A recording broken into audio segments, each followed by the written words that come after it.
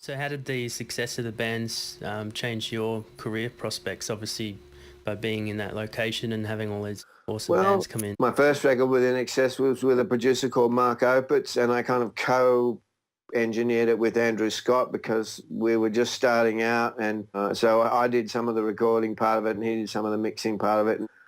But then the band really got on with me, and then they did a record with Chris Thomas and a different engineer, and they really got on with Chris, and they thought, well, let's put Dave and Chris together for the next one, and that Okay. was Kick. So that's how these things kind of work through the networking, which is kind of gone now. Networking thing that happened from working with these bands is what helped my career enormously, because I ended up going to London working with Chris Thomas for 8 years, and I ended up doing records for Chris Kimsey in between when Chris wasn't working, because I'd met him in Australia when he was doing Noiseworks album, when he came up to the Noiseworks album. So, yeah, that helped me a lot, just through meeting people more than anything else.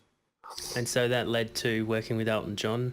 That was my first big overseas gig, first big gig really, I suppose, as a kind of as a hired gun engineer. And I remember sitting on the plane thinking, flying to Denmark, thinking, how the hell did I get here?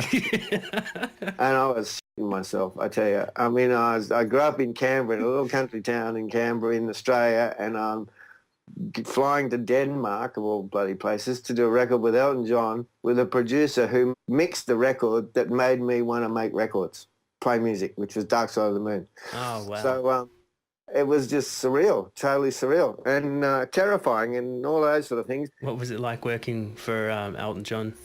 Oh, it's fantastic. He's probably one of the most talented, funniest, hardworking people I've ever met. Unbelievably nice guy, funny, he never stopped laughing the whole time, and incredibly smart. I mean, he's a genius. You know, he's got total recall. He never writes anything down. He can remember everything he's ever written. I saw him write 3 songs in 20 minutes, sing them, and he doesn't have to write anything down. He can remember them. That's it. He can remember everything he's ever done. That's amazing.